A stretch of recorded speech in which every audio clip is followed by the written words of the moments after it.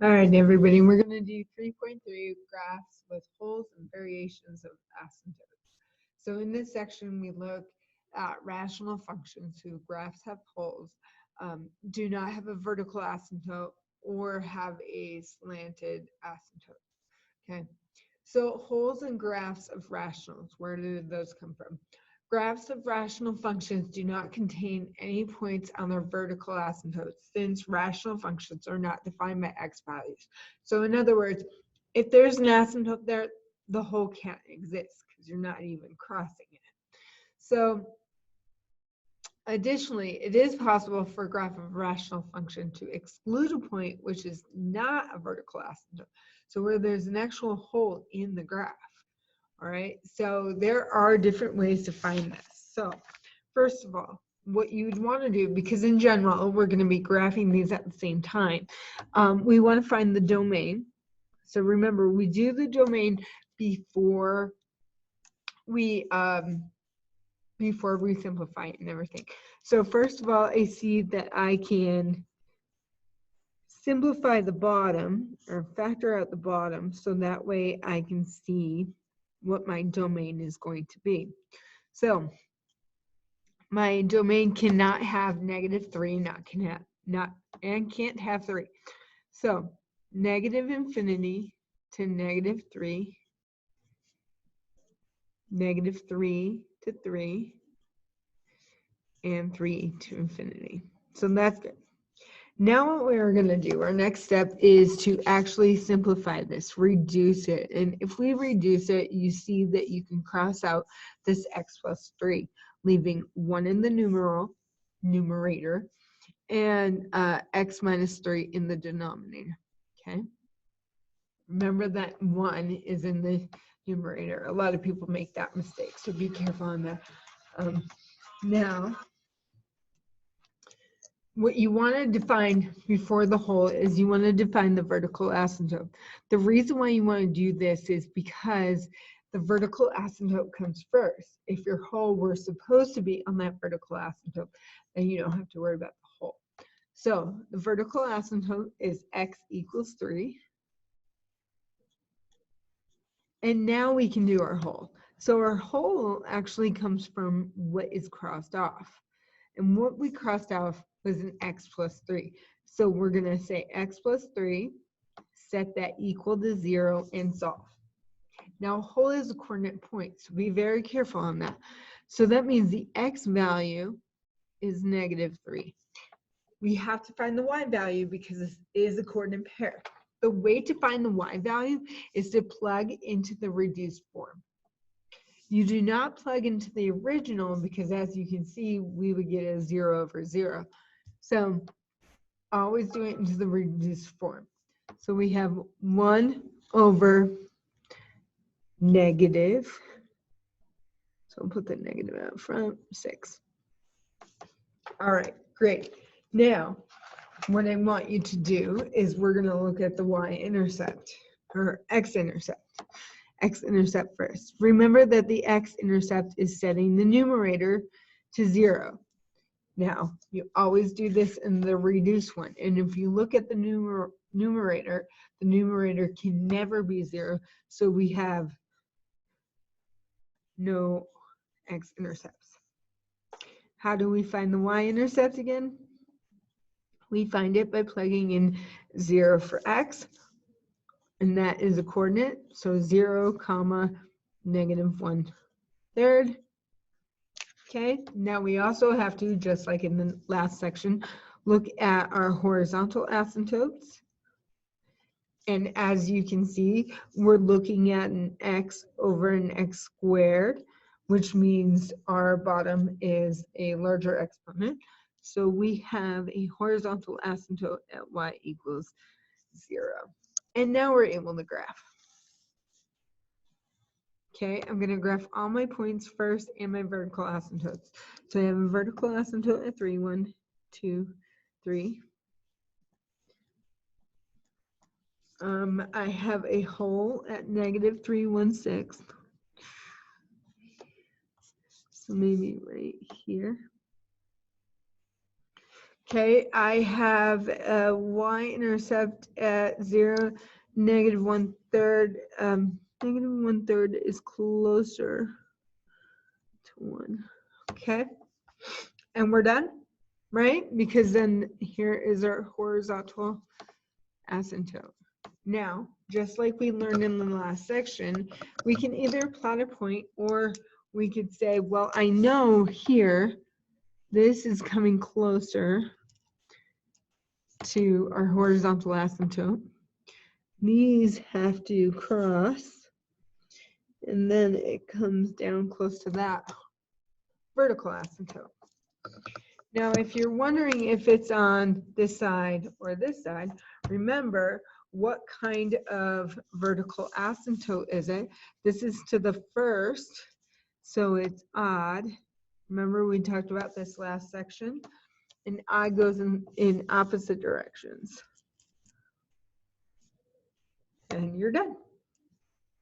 Okay. Now we'll do this one. Let's try this one out. So here we're not going to have a vertical asymptote because it says we wouldn't.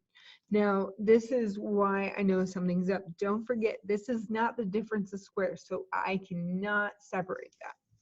So my domain. Well, if I look, can the denominator ever equal 0? No, I can't square anything, add it to 9 to give me 0. So our domain is negative infinity to infinity. Well, that also means that there are no vertical asymptotes. And because there was nothing to cross out, I have no holes. Now I need to look at my x-intercept and my y-intercept. X-intercept, of course, again, is where you set your numerator equal to 0 and solve. So the numerator equals 0 at negative 1. Of course, the y value to that is 0. The y-intercept, if we set our x's to 0, we get 1/9. Now, lots of times we stop here, but don't forget we need the horizontal asymptote. And just like the one above, our denominator looks bigger than our numerator. So we have a horizontal asymptote at 0. All right. Let's plot our point. So at negative 1, 0. And at 0, 1/9. Somewhere like that. Now here's the tricky part. We have a horizontal asymptote there. Now here's what's going to happen. We know that this x-intercept is to the first, so it crosses, right? So it's going to cross here. Well, that makes sense because it would come here, right, guys? Now, here's where you need to watch out, because even though we tend to want to go down, we know that there is a horizontal asymptote right here. So at some point, this is going to come back up and get close. Okay? We don't know where, unless we plugged in child, but we know at some point it's going to come up because of that horizontal asymptote.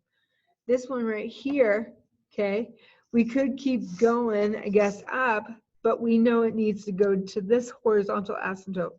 We also know it can't come back down because we would have another x-intercept, but we don't. So I know that I'm going to get close to that horizontal asymptote. And we're done. All right. Now we did where y equals 0 and y equals the leading coefficient for horizontal asymptotes. But what happens when we don't have a horizontal asymptote? What is that?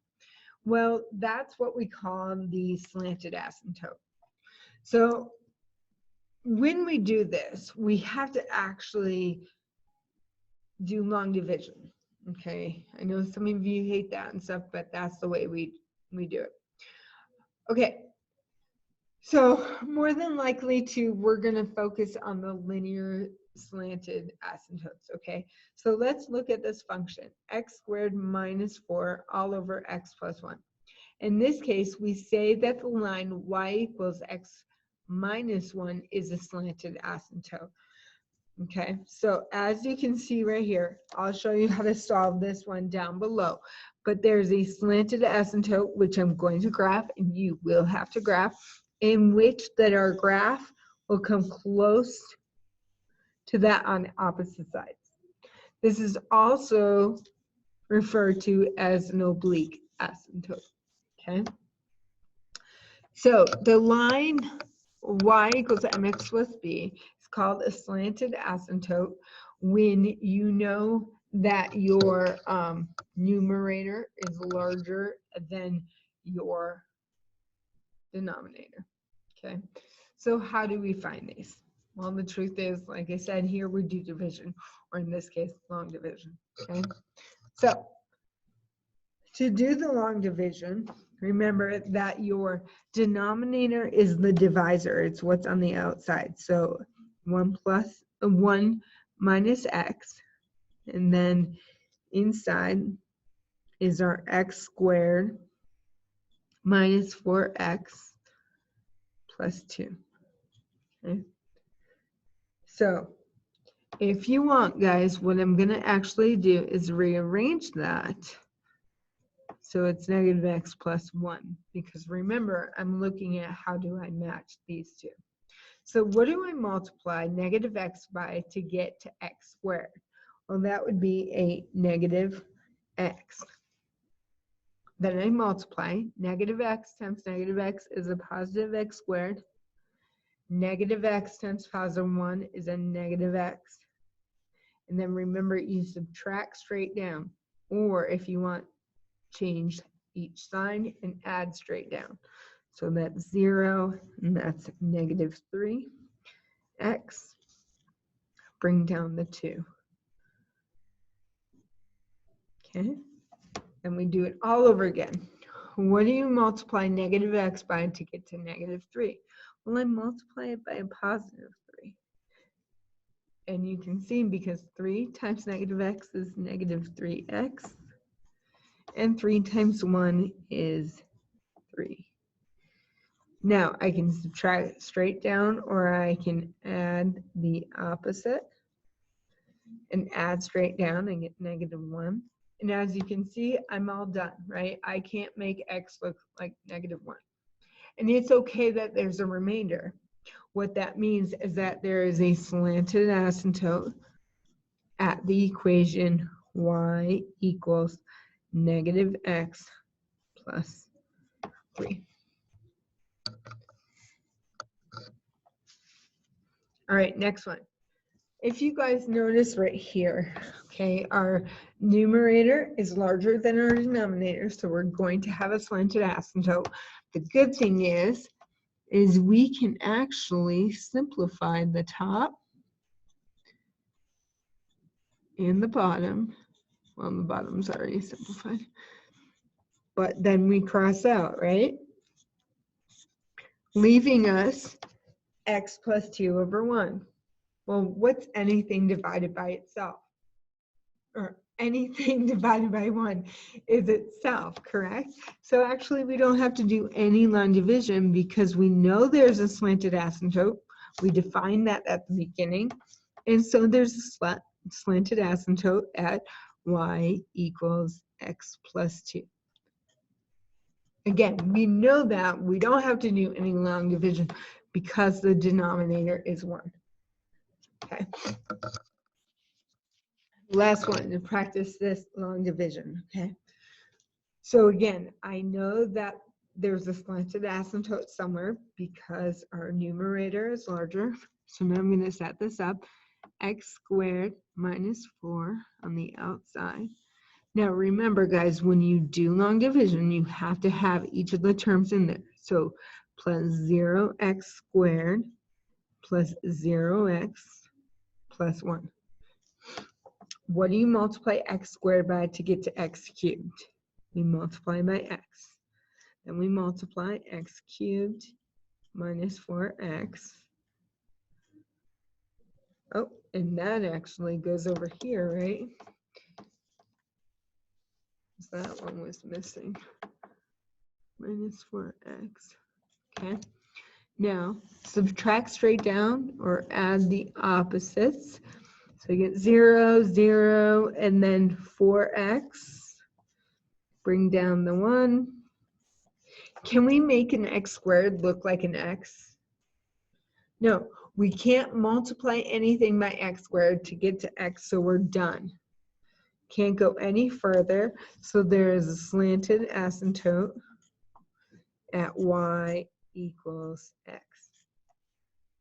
Now, very careful, okay? Once your remainder has a smaller exponent than your divisor, you're done. You don't have to go any further. All right, there we practiced some long division to help us graph. Now let's do some graphing, okay? A rational function may have a horizontal asymptote or a slanted asymptote, but not both, because it's one or the other, right? Let's take a second to update our steps for graphing in section 3.1. Okay, remember we did domain, we reduced, we do our x-intercepts, y-intercepts, vertical asymptotes, horizontal asymptotes. In this case, now we're gonna also do holes, right? And then we start plotting. And then sometimes we have to plot an extra point just to see. X-intercepts, we have to figure out if they're touching or crossing. And then your asymptotes, vertical asymptotes, we started to realize that they could be even or odd, and evens go the same way, or odds go different ways. So let's see what we can do to help us graph. All right, domain. Well, what can't x be? X can't be 1, so negative infinity to 1, 1 to infinity. Then our x-intercept. Well, what makes that equal 0? So if you want, you can do the quadratic formula, right? We can say on the side 3x squared minus 2x plus 1 equals 0. And you will find that it is imaginary, it's complex. So in that case, there is none. And you can try that quadratic formula now. Y-intercept is when x is 0. And then we get, if we plug in 0, we get 1 over negative 1, which is negative 1. Vertical asymptotes. There is a vertical asymptote, as you can see right in that denominator, x equals 1. And it's to the first, so I might point out that it's odd. Okay. And there, if we look at holes, there was nothing crossed out, so there's no holes. And now we need to look at horizontal asymptote or slanted asymptote. So I'm going to add on the SA. So we look, our numerator is greater than our denominator, which means we have to do the long division. I'm going to move this up so you guys can see my work. I'm going to work on the side just so I can put what it equals over here. So I have x minus 1 outside. So 3x squared minus 2x plus 1. What do you multiply x by to get to 3x squared? We multiply by 3x squared. And 3x times negative 1 is a negative 3x. All right, we can subtract straight down or add the opposite. So that gives us x. Bring down. What do you multiply x by to get to x? Well, I multiply that by 1. Remember, you know when to stop when it's less than the exponent. This is the same, so I have to keep going. 1 times x is x. 1 times negative 1 is negative 1. Add the opposite, so I get 2. I can't do anything there, so I stop. So my slanted asymptote is at 3x plus 1. All right. Let me do this in color so we can see what's going on.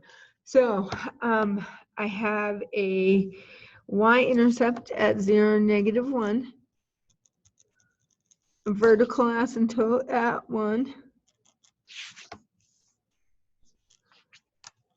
All right, now the slanted, we do want this to be perfect, or at least try to, because we're not an actual 10 by 10 graph right now. I'm just sketching it out.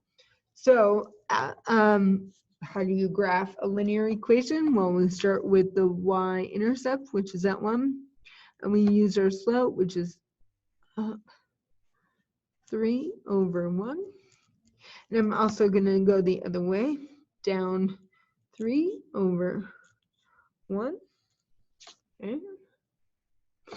Okay, I'm going to use a ruler or a straight edge so I can get the slanted asymptote correctly.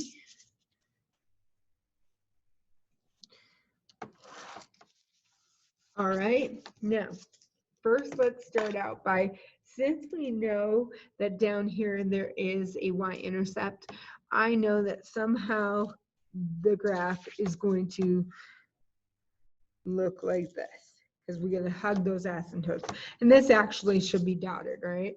Because it's a slanted asymptote. So now, knowing that the vertical asymptote was odd, since this one's going down, this one must be going up. And I know I'm going to hug those asymptotes and you're done. If it was even, I would have been down here. Good job, guys. All right, one more.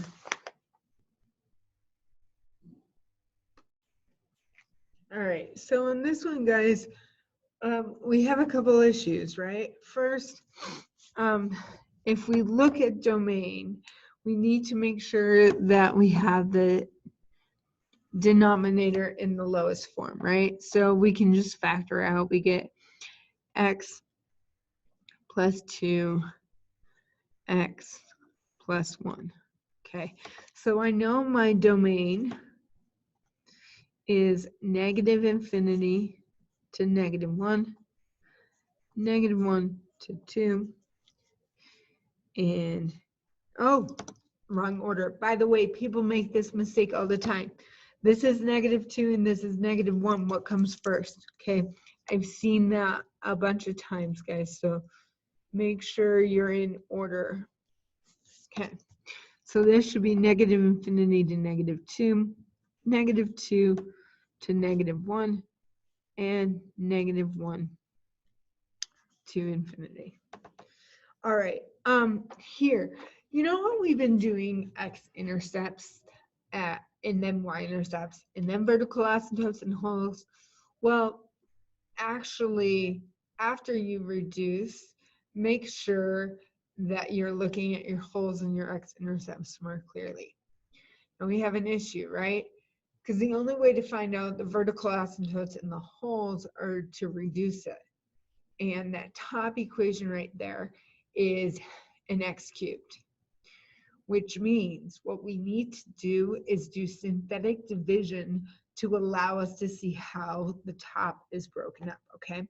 Now, if we are only looking at that it could cross out one of these two, then you're only going to have to try those two. So let's try synthetic with -2. We would have 2, 5, 4, and 1.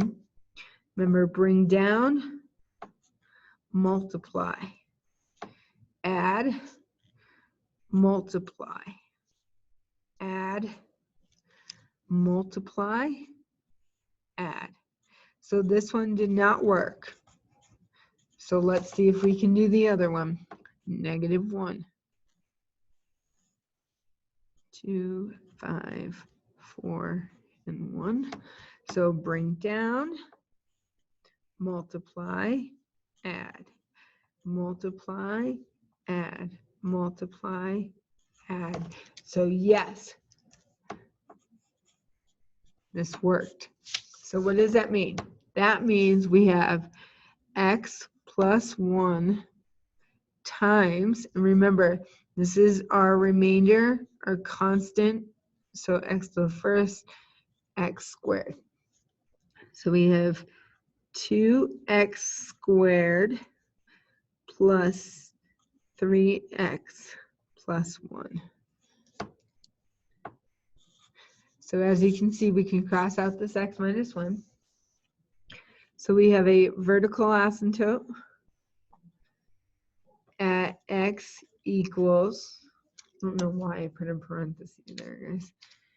X equals -2 and a whole.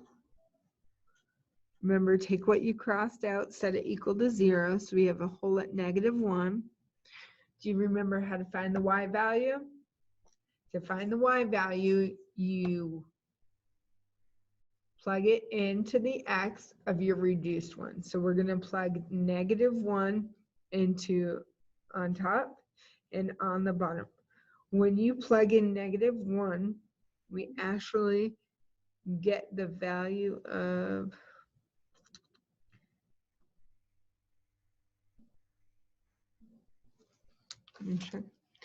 let's check this, right? So ready? 2 times -1 squared plus 3 times -1 plus 1, 0. Oh, so we have a whole at -1, 0. Guys, if you realize that is also y-intercept, x-intercept, sorry, x-intercept. But you can't call it an x-intercept if it's already whole. So that's why I would say do your vertical asymptotes and your wholes beforehand.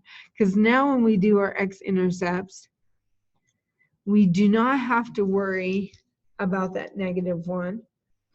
Okay? But when we look at this and we solve, do the quadratic formula, right? Set this equal to 0. We can use the quadratic formula and we get 1/2. So we can check that again. I'll do this work this time because I'm second guessing myself. So -b plus or minus the square root of b squared minus 4 times a times c all over 2a. Well, that's 1, so that's the square root of 1. We get -3 plus or minus 1 all over 4. Okay, so we would get x equals -4 over 4 is -1, which we've already indicated is a whole. And we get x equals -3 plus 1 is -2. -2 over 4 is -1/2. So again, I dimmed my quadratic formula to find my x-intercepts. Now this one's already a whole, so I can cross it out. So we have an x-intercept at -1/2, 0. Y-intercept is at, well, plug in, go to your original right here. So it's 1/2, 0, 1/2. Okay, before we do our horizontal or slanted, let's go back up for a second. That vertical asymptote, that's to the first, so it's odd. And the x-intercept is to the first because we would have a quadratic and a quadratic, a binomial and a different binomial. So that would be an odd, so it crosses. Okay.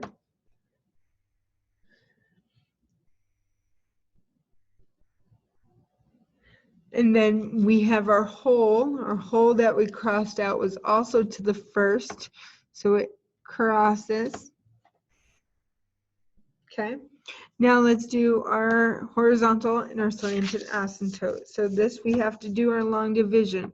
We get Let's make sure that you are doing it from the simplified one because that's easier. Now, what's great about this, guys, is x plus 2, correct? So we could totally do synthetic if you wanted, or you could do long division. That's going to be up to you. I'll stick with the long division since that's what we've been practicing. So x plus 2 is on the outside. 2x squared plus 3x plus 1. What do you multiply x by? It's 2x squared.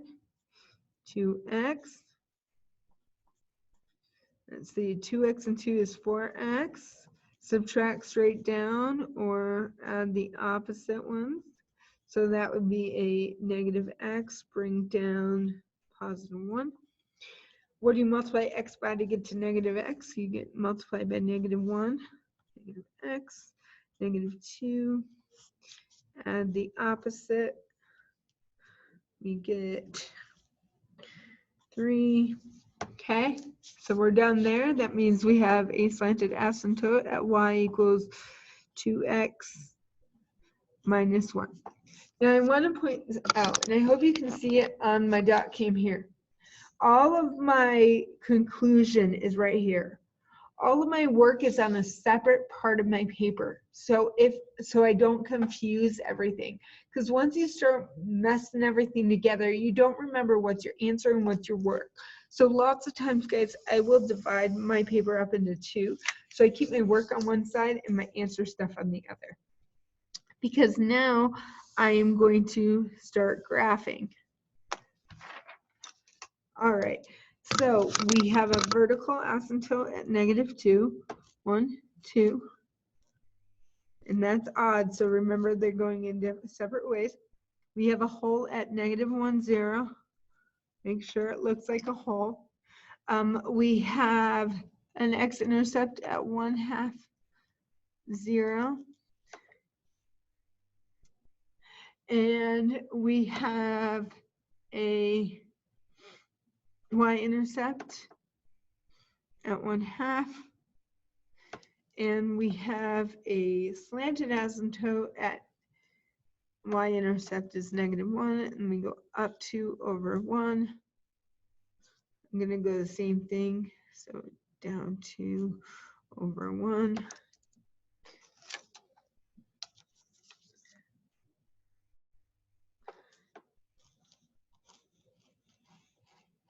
Okay, and there are 2. All right, so how does this work? Well, right away, I know what's going on here, right? So I know somehow it's going to cross over. And at this intercept, it crosses. So we got to come back up here, and at that hole, it crosses. It stays close to the vertical asymptote. Now we know the vertical asymptote is odd. So if this one is going up, this one must be going down. And then we hug those asymptotes. Now, guys, what I'm going to do right now is I'm actually going to graph this on a graphing paper, graphing calculator, so you can see what I'm talking about, okay? I know that you cannot use a graphing calculator on your test, but that doesn't mean you can't use a graphing calculator to check your answers for your homework or your practice work. You want to see what is going on so you know how to do it correctly, and then you can focus on what you're doing without the graphing calculator. So 3x plus 2. What did I do to myself? Sorry, guys, I'm wasting time. If you feel confident, just stop the video right now, or you can see what this says. Wow, what is going on? I'm rushing. There we go.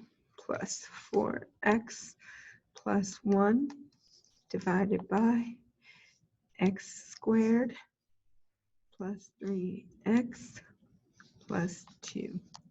I'm going to make sure my window's in the middle, and then I'm going to go out if I need to, okay?